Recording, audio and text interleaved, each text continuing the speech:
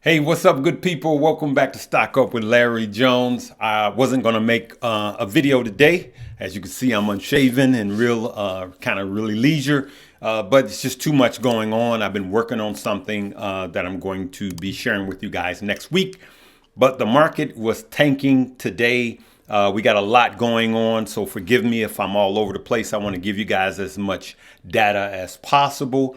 Stock market tanked, shedded 400 points today leading up to closing bell. We had PPI numbers that came out that was saying that the market is hot. As you could see right here, stocks closed lower. Dow sheds 400 points after another hot inflation report raises rates hikes fears, okay? And then we know that a couple of Feds, one of them was Bullard, literally made a statement that they would have went up 50 basis points on the last rate hike, and they would have done another 50 basis points upcoming, okay? And so that really spooked the market up until close, okay? So now I'm going to play a video I literally just recorded closing bell. I'm gonna condense it. I want you to listen. I want you to see the closing bell. But more importantly, I want you to listen to everything that is discussed in this short clip, okay? Listen. The NASDAQ down the most. It's down 1.75%. It is breaking a 3-day win streak. And you've got weakness in places like a Microsoft, Tesla on the recalls, Amazon, Nvidia, Apple. That's all weighing hard on big tech. That's it for me on Closing Bell. See you tomorrow, everyone. Now into overtime. The consumer piling up debt, the market piling up gains this year, and all of it happening while the Fed is piling up rate hikes and is likely to do even more. Does something have to give? It's the key question. Let's ask Liz Young, SoFi's head of investment strategy. She's right here with me at Post 9. This speaks to, welcome back. It speaks to the don't fight the Fed versus don't fight the tape. You know, Mester's out today saying, yeah, I would have done 50. Bullard, who's not a voter, but still says, 50 may be needed. Yeah. What do you make of all this now? Well, you know what's funny is that if you rewind about a month ago, the market was behind the Fed. The market was saying we're only going to get up to, 5, and then we cut a couple times before the end of the year, and the Fed continued to say, no, we're getting above 5, we're going to hold it there. And now here we are. The market finally agrees. So it's almost as if the bond market, the futures have agreed with the Fed. They listen. The equity market, in my opinion, is still not quite listening. And so a lot of you think it's in denial? The equity market's in denial? No, I don't think the equity market's in denial. I think the equity market is listening to the data about the consumer that's concurrent, right? Mm-hmm. That there's retail spending that bounced back, that consumer confidence bounced back, and that services PMI bounced back out of contraction. There are things to be happy about. The labor market is still tight, right? But what I think the equity market is not pricing in at this point, or is not worried enough about, is that the consumer spending at some point, savings run dry, and wage growth is falling. It can't support that level of spending going forward. Well, did you see the New York Fed number today about debt, right? Debt's piling up, credit card usage is piling up, delinquencies are increasing. Is that worrisome to you? Absolutely. That's like a signal that, okay, this can only last for so long. Of course. This consumer strength. Yeah, and I question some of the narrative around we've got all this pent-up savings. Everybody's sort of sitting on these stockpiles of cash. Well, the savings rate fell below 3%. We're at lows in the savings rate.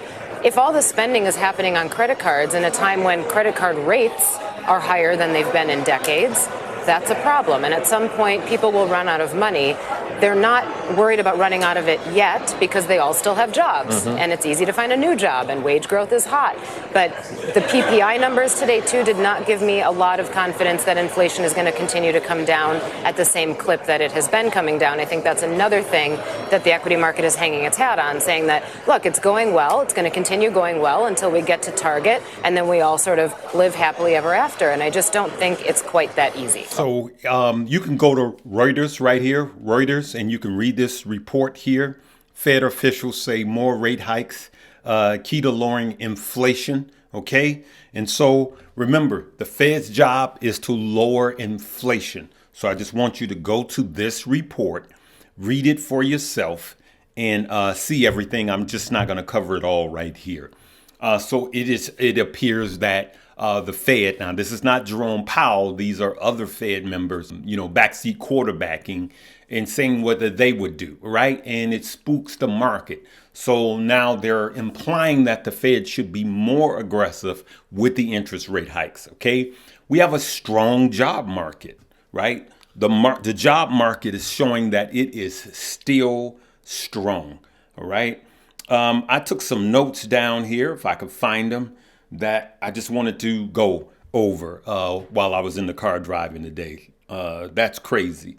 Credit card debt is at an all-time high. So the other report that came out on yesterday showing, I believe that was yesterday, that is showing that consumers, you and I, are spending. And it shows that the consumer is still strong because we're still spending. The problem with us still spending is showing that we still have money. That increases demand. What happens is if there's more demand, there's more inflation, okay? Because if we have more demand than there are products, it causes the prices to go up. Then that causes the Fed to be yet again even more hawkish, meaning more aggressive with its interest rate hikes. So instead of raising the interest rates by 25 basis points, now he may consider going back to the 50s, okay, basis points, all right? And so 0.5% rather than 0.25%. So those are the fears of the markets. Now, listen, job market is still strong. So now we're in this weird space where the market does what it does.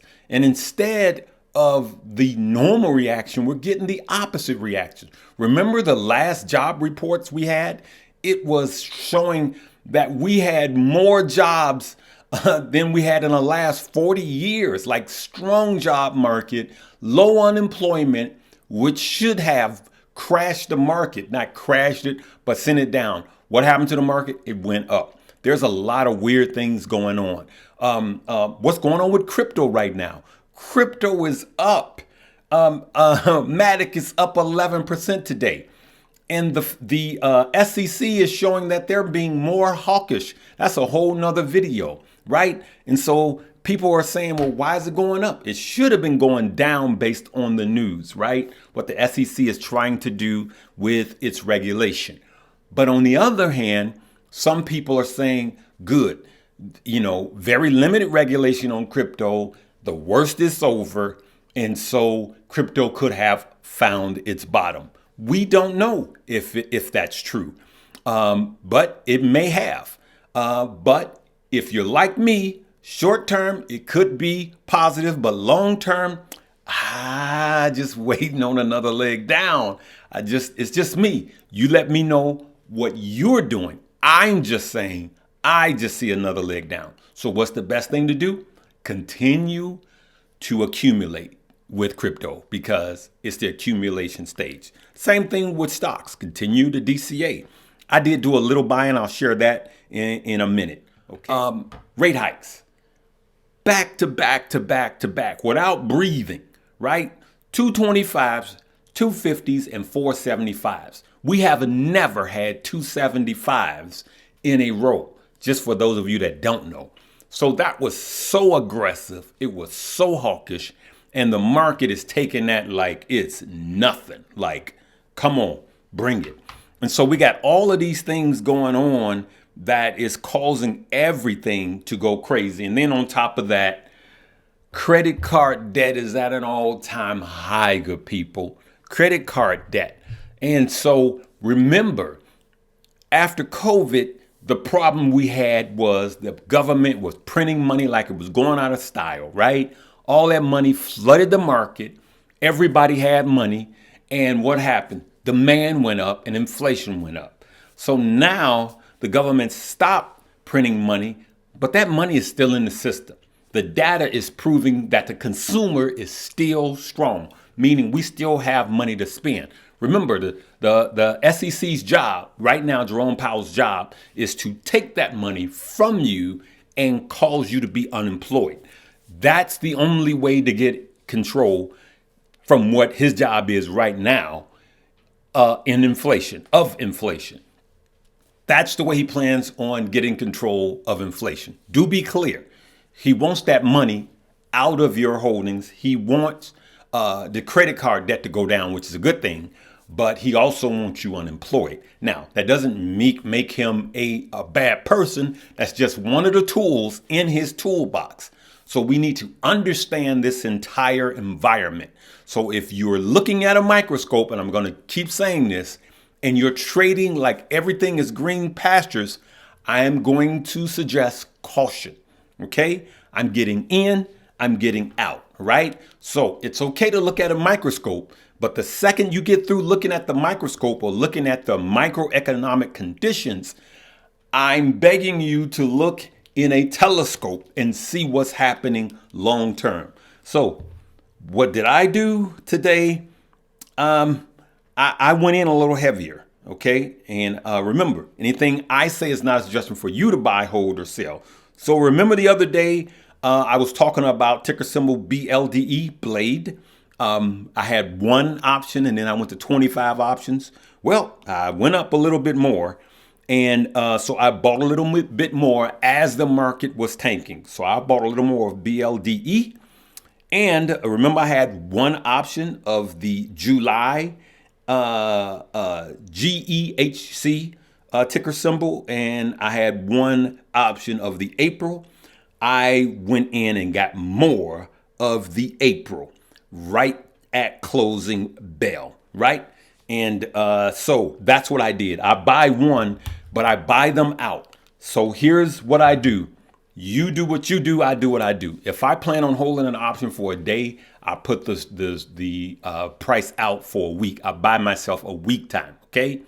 If I plan on holding it for 2 days, I go out 2 weeks. 3 days, 3 weeks. If you want to hold it for a week, go out a month because it gives you time for it to recoup. And remember, you have to be very skillful with the stop losses, all right? So today I didn't set a stop losses on these plays right away, but tomorrow, if it goes down further, then I'm going to buy more and then I'm going to invoke my stop losses. Here's the problem. You can't tell which way this market is going. That's why I didn't play the Qs. I didn't play the SQQ or TQQ, especially not in options, okay? It's just the market is not reacting the way it's supposed to be reacting. It's doing its own thing, good people. Hey, I'm going to leave it right there. You guys let me know what you think, but I'm just giving you this information for discussion. And remember, anything I say is not a suggestion for you to buy, hold, or sell. Make sure you don't fall for any spam in the comment section. And people always ask, what is this? This is part of my merch. What's up, good people? This is very warm. We give every single dime away to charity on all of my merch. I just don't publicize it. I don't promote it. If you see it on the page, we give every dime away. We don't keep a dime. And if it's last year, I didn't feel like it was enough, I added to it. All right, good people. So let me know in the comments what you think and what else. That's it. Make sure you click the links below. Weeble and Moo. Download $100. Download them both. Put $100 into both, and we're going to continue to see where there's opportunity. We're going to teach you how to protect your gains. We're going to teach you how to use these stop losses. And we're going to teach you how to have patience when others have FOMO. And we're going to teach you when to have FOMO when others are being patient. We're going to buy fear and we're going to sell greed. We're going to buy fear and sell greed. When we see a good stock, we're going to buy it. When others are fleeing it, when the market is falling. And then when the market gets frothy and people get greedy, that's when we're going to sell and we're going to take profits, okay? Don't matter what everybody else is doing. That's what we're going to do. Stock up with Larry Jones family. I love each and every one of you guys. Live, love, laugh, learn, and earn. Peace.